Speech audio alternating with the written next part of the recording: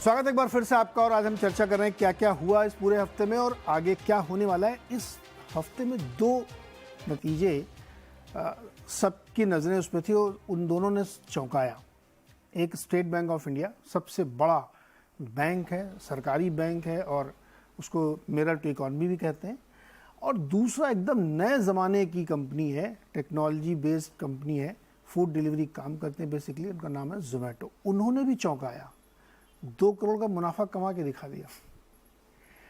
इसके पीछे बहुत दिलचस्प कहानी है, उसको समझेंगे, लेकिन एक एक करके लेते हैं। पहले स्टेट बैंक के नतीजे। गुरमीत जी, आप बहुत बैंक में काम कर चुके, कैसे लगे आपको नतीजे स्टेट बैंक के?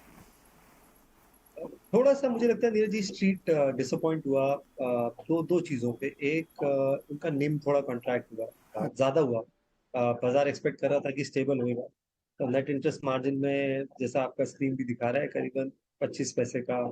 बाकी बैंक्स में हमने देखा था कि या तो स्टेबल था या बहुत माइनर कॉन्ट्रैक्शन था। होता है, इंटरेस्ट रेट जब बढ़ रहे होते हैं तो इनिशियली एक्सपैंड होता है और फिर जब स्टेबल हो जाते हैं तो वापस थोड़ा सा रिटर्न टू नॉर्मलाइजेशन होगा। दूसरा स्लिपेज बढ़ गया। बाजार को लगा वो स्लिपेज का नंबर ज्यादा है और पीएसयू बैंक्स को लेके हमेशा ये कंसर्न रहता है कि कहीं वापस से वो पुराना 2011 12 13 साइकिल लोगों को याद आ जाती है। बट अगर आप एब्सोल्यूट नंबर में देखेंगे, उनका ग्रॉस एनपीए देखेंगे तो ग्रॉस एनपीए लगभग उतना ही है, 90,000 करोड़ है। और नेट एनपीए में भी करीबन करीबन 1,000 करोड़ का इजाफा हुआ है। इतनी बड़ी बैलेंस शीट में ज्यादा मायने नहीं रखता है।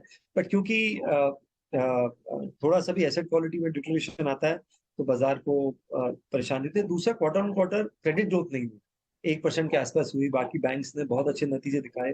कुछ छोटे बैंक्स ने तो क्वार्टर ऑन क्वार्टर 4-5% का ग्रोथ दिखाया क्रेडिट ग्रोथ में। बट गाइडेंस एसबीआई ने अगले साल की 14-15% की दी है। तो मुझे लगता है valuation wise one book value पे है, बहुत एक्सपेंसिव नहीं ट्रेड कर रहा है। इनफैक्ट 630-640 के हाई के बाद वैसे भी थोड़ा सा नीचे है। अगर आप पीक लेवल ऑफ मार्केट की बात करें तो वैल्यूएशन कंफर्ट है वहां पे। और अगले क्वार्टर देखना चाहेगा मार्केट की वापस से क्रेडिट ग्रोथ में रिकवरी होती है कि नहीं। और डिजिटल इनिशिएटिव्स बहुत अच्छे ले रहा है नीरज जी, मैं पहले भी बोलता आया हूँ। अंतिम उन्होंने जो उनकी अंडर राइटिंग है वो भी इम्प्रूव हुई है, credit under writing digital disbursement से। एक्विजिशन इंप्रूव हुआ है योनो से, न्यू टू बैंक का। और आप अगर पिछले 5 7 10 साल का डेटा मैप करेंगे, ये अकेला ऐसा पीएसयू बैंक है जिसने मार्केट शेयर गेन किया है डिपॉजिट साइड्स में भी और एसेट साइड में भी। तो मुझे लगता है वैल्यूएशन कंफर्ट है, नतीजे थोड़े से सॉफ्ट। तो मतलब अगर अब सीबीएसई वाले स्टैंडर्ड से देखें तो उसने 65-70% नंबर पे पास किया है ना? बिल्कुल, है ना गुरमीत सर? फर्स्ट क्लास नहीं है। 70% अच्छा होता था हमारे टाइम पे। सर आजकल लोगों ने बेंचमार्क बिगाड़ दिया है। देखो, जो स्टेट बोर्ड थे उसमें तो 60% में लड्डू पड़ जाते थे। सीबीएसई में 70% में भी तो चाय नहीं पिलाता कोई। तो 60-70% पे काम चल गया इनका। कोई संदेश छिपा क्या इस रिजल्ट में? इसमें जो ट्रेजरी इनकम थी वो बहुत बहुत अच्छी थी और जो भी रिजल्ट एनआईएम कम हुआ, स्लिपेजेस बढ़े, उसके बावजूद जो नेट प्रॉफिट नंबर है वो अच्छा रहा। वो सिर्फ इसलिए रहा क्योंकि जो ट्रेजरी इनकम थी बैंक की वो बहुत अच्छी थी। पर क्या होता है, ट्रेजरी इनकम बड़ी वॉलेटाइल है क्वार्टर ऑन क्वार्टर, कभी ज़्यादा अच्छी है कभी नहीं है। तो उसको आप सस्टेनेबल बेसिस पे एक मल्टीपल नहीं दे सकते। तो मैं ये कहूँगा कि सबसे बड़ा पीएसयू बैंक है तो सारे सब उसको देखते हैं कि अगर आपकी अर्निंग्स, आपका एनआईएम अंडर प्रेशर है तो बाकी बैंक्स पे भी प्रेशर आएगा। मतलब एसबीआई एक लीडर है सब, मतलब हर महीने में रास्ता दिखाता है। तो उसकी वजह से जो बैंक्स पे, लार्ज प्राइवेट बैंक्स पे जो बहुत बुलिशनेस है, मुझे लगता है वो थोड़ा लोग अपने नंबर्स वापस सोचेंगे कि क्या सच में स्लिपेजेस हैं, क्या ग्रोथ सच में कम है, इतना नहीं है जितना हम एस्टिमेट कर रहे हैं। और दूसरा नीरज जी, ये दिख भी रहा है, ये आप देखें अगर ICICI bank, sorry Kotak bank और के नंबर्स भी जो थे उसके बावजूद स्टॉक गिरा। एचडीएफसी बैंक भी कोई बड़ा रिटर्न नहीं दिया, बल्कि मैं कहूँगा पिछले 2-3 साल से ये दोनों बैंक्स भी टाइम करेक्शन के मोड में ही चल रहे हैं। तो मुझे लगता है कि इन्वेस्टर्स ये चाहते हैं कि जो पीपॉप हम कहते हैं, जो कोर इनकम है वो बढ़े। ये ट्रेजरी इनकम को डिफाइन नहीं करते हैं, उसमें ट्रेजरी इनकम वोलेटाइल है। तो अब एक क्वार्टर अब वापस देखना पड़ेगा कि नेक्स्ट क्वार्टर में एसबीआई के रिजल्ट्स कैसे आते हैं, जो कोर पीपॉप है वो बढ़ता है क्या, वो देखना जरूरी है। पर एसेट क्वालिटी पे डर कम हो रहा है। जनरली लोगों को लग रहा है कि एसेट फोन बैंकिंग तो होती नहीं है। हाँ, अब वो आपको ज्यादा मालूम है। नहीं होती, गुरमीत जी को भी पता है। अभी फोन बैंकिंग का कोई चलन वलन नहीं है, अभी ब्रांच में जाके ही लोन लेना लगा। जी, तो मुझे लगता है कि एक थोड़ा ठहराव आएगा, अब लोगों अपने एस्टिमेट शायद टोन डाउन करेंगे बड़े बैंक से, और थोड़ा मुझे लगता है इंटरेस्ट शिफ्ट होगा, जैसे आप कह रहे थे बॉटम ऑफ द पिरामिड जो फॉर्मुलाइज कर रहे हैं इकोनॉमी को, जो छोटे एसएमईज को, छोटे एंटरप्रेन्योर्स को लोन दे रहे हैं, उस पे आई थिंक इन्वेस्टर्स का इंटरेस्ट जाएगा, जो अभी तक नहीं गया है। ओके पंकज जी, आपने कोई रीड किया एसबीआई के रिजल्ट से? देखो नीरज, इसमें दो तीन चीजें थी रिजल्ट्स। जहां तक निम्स की बात है, I think market was expecting कि निम्स में एक हमारे को चैलेंजेस देखने को मिलेंगे। आई थिंक जो मार्केट पूरी तरह एक्सपेक्ट नहीं कर रही थी कि जिस तरह की loan growth, slow loan growth जो देखने को मिली है, I think market was not expecting that, क्योंकि जिस तरह की हम बॉयंसी देख रहे हैं मार्केट्स में पिछले 2-3 क्वार्टर से, आई थिंक इतनी slow loan growth, I think that was one of the challenge. But अगर हम मार्केट की स्टॉक वाइज पोजीशनिंग देखें, आई थिंक पोजीशनिंग मार्केट में पहले ही काफी रैशनल हो गई थी। और जहां तक स्टॉक की वैल्यूएशन की बात है, I think any valuation, any stock price of state bank below 550, I think काफी रीजनेबल वैल्यूएशन हो जाती है। एंड अगर वहां पर कोई भी स्टॉक को लैच करता है with a medium term view, I think it's difficult to go wrong. तो all in all I think results में कोई ऐसे बड़े चैलेंजेस नहीं है। मे बी मार्केट एक्सपेक्टेशंस काफी ज्यादा हो गई थी, और जैसे कि आप थोड़ी देर पहले पुट कर रहे थे कि शायद 65-70% नंबर आया, शायद वो बात नहीं है। आई थिंक जो क्लास के या टॉपर्स होते हैं, you always expect them to top, और उनके पास मार्जिन ऑफ एरर बहुत ज्यादा नहीं होता है। तो if you are expecting about 85-90%, you don't expect them to deliver 65-70%. So I think that is the only reason. और जनरली भी हम देख रहे थे कि मार्केट में थोड़ी स्लगिशनेस आ गई है। एंड अगर हम बैंकिंग स्टॉक इन जनरल देखें, ज्यादातर बैंक्स ने अच्छे रिजल्ट दिए, बट उसके बावजूद भी we have seen correction in दो स्टॉक्स। सो बहुत ज्यादा डीपली रीड नहीं करना चाहिए। I am still optimistic about SBI on a medium to longer term platform. और स्टॉक में अगर 3 से 5% की करेक्शन आती भी है, चाहे वो रिजल्ट की वजह से हो, या मार्केट पोजीशनिंग की वजह से हो, या जनरल मार्केट करेक्शन की वजह से हो, I think we would definitely be recommending a buy on state bank of India from those kind of levels. अच्छा, मुझे था ना कि अरुण जी से अपनी बात हुई तो उन्होंने एक बात बहुत इंटरेस्टिंग बात कही थी कि अभी ये बैंकों के रिजल्ट बहुत अच्छे आएंगे, चलेंगे नहीं स्टॉक, क्योंकि वो निम पीक हो रही है। बिल्कुल, एक बार लोग एसेस करना चाहेंगे फिर क्या हो रहा है, उसके बाद ही देखेंगे। अनुराग जी, आप किससे शुरू करेंगे, एसबीआई से या सीधे जोमेटो से? नहीं, एक बैंकिंग पे एक छोटा सा कमेंट नीरज जी देता हूँ। आप मेरा नजरिया जानते हैं, इंडिया में हम थोड़ा बैंक्स को ज्यादा ओवर रेट करते हैं, बट आई थिंक ठीक है, बिकॉज जब इकोनॉमी में फॉर्मलाइजेशन और बढ़ रहा होता है और लेंडिंग ग्रोथ होती है, तो banks are rated higher. But जैसे इकोनॉमी मैच्योर होती है, because banks grow as a part of the system of the economy, उनको उस इकोनॉमी के रेट से ज्यादा भी ग्रो करें तो फिर एनपीएस आ जाते हैं। तो कुल मिलाकर के आई थिंक इंडियन बैंक्स का वैल्यूएशन फेयरली रिच है। और एक पॉइंट पे अगर कोई आउटसाइडर देखेगा, एफआईआईज ऑफ कोर्स देखेंगे, तो दे विल से कि यार ये मैच्योरिटी लेवल पे पहुंच रहा है, तो ठीक है, इट्स बेटर, थोड़ा ब्रेक लगाए तो बेटर है। उसके बाद लेंडिंग ग्रोथ अगर बढ़ती है तो I will be happy that ये बढ़े।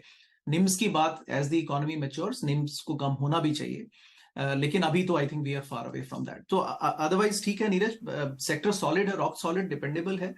हर साल तो पैसे नहीं बनेंगे ना, कभी तो आपको मैच्योरिटी से थोड़ा बैठना भी पड़ेगा।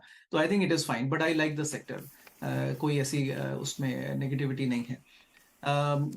जोमेटो पे आते हैं नीरज जी, तो रिजल्ट आया, मुझे भी फटाफट कुछ टेक्स्ट आ गए फटाफट, अच्छा ये देखो क्या 70% ग्रोथ हो गई। वो मैं नंबर्स में जाके देखने लगा नीरज, तो पता लगा कि अब रेवेन्यू भी एडजस्टेड होने लगा है। बीटा 2 एडजस्टेड था ही, रेवेन्यू भी एडजस्ट हो गया है। तो अल्टीमेटली मैंने देखा कि फूड डिलीवरी की ग्रोथ तो नीरज पिछले 3 क्वार्टर से फ्लैट थी सीक्वेंशियली, हाँ, एंड अब इस बार 18% की ग्रोथ हुई है। But somewhere the market numbers are about 33% growth and all this. Neeraj वो निकालते हैं, एक क्वेश्चन आंसर फॉर्मेट में निकालते हैं, जो खुद ही को क्वेश्चन करते हैं और खुद ही आंसर करते हैं, उनका सीएफओ और सीईओ। उसमें उन्होंने सवाल खुद ही पूछा है कि अरे आप तो कह रहे थे कि अगले 4 क्वार्टर्स में प्रॉफिटेबिलिटी होगी, लेकिन आपने तो मतलब अभी कर दिखाया, ये कैसे किया आपने? तो मतलब ये तो नीरज वो बात हो गई, मतलब कत्ल भी करते हैं और हाथ में तलवार नहीं, है ना? तो अब आप ये देखें नीरज के these companies have attend the maturity of $1 billion sales in food delivery. तकरीबन $1 बिलियन से थोड़ा सा कम है। It is about 6,500 7,000 crore. वो नीरज पिछले 4 क्वार्टर से क्रॉस नहीं हो रहा है, except this quarter there is a difference. I compare it to DoorDash Neeraj, about 7 से 8 बिलियन डॉलर की सेल्स है, और ये बिल्कुल मैच करता है इससे यूएस मार्केट से। About 1/8 of US market is Indian market. Neeraj, उसके बाद में प्रॉफिटेबिलिटी नहीं बन रही है, and everything is adjusted, then I'm not really impressed, because one, I have a solid belief top line of these companies will not grow, at least in the core businesses। अब आप नए business invest करके top line grow कर लीजिए, लेकिन core business में top line is stagnating. और जो प्रॉफिट भी दिखाया है वो 2 करोड़ का, वो डिफर्ड टैक्स की वजह से दिखाया। तो मैं ये कोई गैर कानूनी गलत काम नहीं किया, लेकिन वो इंटेंट भी साथ गया, खाली दिखाने के लिए आपने ऐसा कर दिया। आपको अच्छे लगे? नहीं, मैंने इसको 2 बात में सेपरेट करते हैं। कोर बिजनेस देखते हैं। कोर बिजनेस में उनका थोड़ा ऑपरेटिंग परफॉर्मेंस बढ़ा है, कंट्रीब्यूशन मार्जिन बढ़ा है, 6.4% आ गया। इसलिए आ गया क्योंकि पिछले जब कंपेयर करें तो 380 रुपए का एवरेज ऑर्डर वैल्यू था। जो एवरेज ऑर्डर हम लोग ऑर्डर करते हैं वो 420 रुपए पे आ गया। थोड़ा फूड प्राइस इन्फ्लेशन हुआ, जब भाव बढ़ गया खाने का, तो उसकी वजह से उनको फायदा मिला, तो 420 रुपए का एक ऑर्डर हो गया। और उसके ऊपर उनका जो टेक रेट है, जो उनका प्रॉफिट है, जो वो डिलीवरी और एडवर्टाइजिंग के बाद देते हैं, वो 24% के करीब आ गया। तो समझ लीजिए 420 रुपए के एक ऑर्डर पे 100 रुपए का इनकम जोमेटो की है। अब वो तो ठीक है, वो आपका बढ़ा प्रॉफिट, पर जो आपका ओवरऑल ऑर्डर है वो इतने नहीं बढ़े हैं। और जो कोर बिजनेस है उसमें अभी भी प्रेशर है कि कॉम्पिटिटिव है वो अभी भी। दूसरी तरफ आपका स्विगी भी बैठा हुआ है, रेस्टोरेंट्स भी कॉम्पिटिटिव कम्पीट कर रहे हैं। तो ये कहना कि अब ये ग्रोथ हर क्वार्टर में आता रहेगा, ये गलत है। दूसरा Neeraj ji, on the profit side, अब प्रॉफिट कहाँ से आया? 380 करोड़ 390 करोड़ का इनका अदर इनकम है, जो 11,000 करोड़ का कैश रिजर्व है इनके पास, तो उससे आता है वो 380 करोड़, आप वो ले लीजिए। दूसरा डेफर्ड टैक्स एसेट जो इन्होंने क्रिएट किया फर्स्ट टाइम, उसकी वजह से मैं कहता हूँ 400 450 करोड़ का अदर इनकम है, जिसका कोर बिजनेस से कोई लेना देना नहीं है। अगर आप उसको निकाल दें तो वो लॉस दिखता आपको इतना बड़ा। लास्ट मेरा पॉइंट ये है नीरज जी कि आप ये बिजनेस देख रहे हैं, 11,000 करोड़ के आपके पास कैश रिजर्व है, उस पर आप कुछ भी ना करें, कुछ भी करके चलिए आप 1,000 करोड़ का तो इनकम कमा लेंगे साल की, ठीक है, आराम से। अब 1,000 करोड़ आप कुछ ना करें तो आप कंपनी अगर बंद कर दें, बिजनेस बंद कर दें, आपको 1,000 करोड़ का प्रॉफिट हो जाएगा। और उसके सामने आप इतनी सब मेहनत करके आप एक क्वार्टर में 2 करोड़ का प्रॉफिट दिखा रहे हैं। मतलब इसमें मार्केट से देखिए जुगाड़। देखिए मैंने जब नंबर देखे तो मुझे अच्छा लगा कि प्रॉफिट में आ गया। डीप में आ गया, अरे नहीं यार ये तो मतलब केवल दिखाने के लिए जुगाड़ू नंबर किया। और इन्फ्लेटेड नंबर पे अगर आप 424 रुपए लेके आ रहे हैं ना जी, इन्फ्लेशन नीचे आ जाएगा ना फूड वाला, तो फिर वो रह जाएगा। गुरमीत सर, बहुत छोटा सा आपका कमेंट चाहिए इसमें। जोमेटो अच्छे लगे आपको या आप भी को लगता है अभी थोड़ा वेट करना चाहिए? जी हमने लिया नहीं है, बट थोड़ा सा रेडार में, क्योंकि पार्ट टू प्रॉफिटेबिलिटी दिख रही है बातें हुई। ठीक है, आप उनका जीएमवी देखिए 7600 करोड़ के आसपास का है, रेवेन्यू 2400 करोड़ किया है, तो इम्प्रूवमेंट है। मंथली ट्रांजैक्टिंग यूजर्स में भी इम्प्रूवमेंट है, जीएमवी में भी इम्प्रूवमेंट है। और अभी सिर्फ 4-5% लोग ही इंडिया में ऑनलाइन फूड ऑर्डर करते हैं, तो ग्रोथ पाथ अच्छा है। एक जो चीज मुझे अच्छी लग रही है, कैपिटल एलोकेशन को लेकर डिसिप्लिन है। उन्होंने ब्लिंकिट का भी बोला कि अगले साल वो ब्रेक इवन होंगे। आपकी बात सही है कि लंबा रास्ता तय करना है। तो अगर आप, मेरा ये मानना है कि अगर आपको ये फूड कंजम्पशन स्टोरी खेलनी है अभी टाइम बिंग के लिए, तो QSR बेटर ऑल्टरनेटिव है।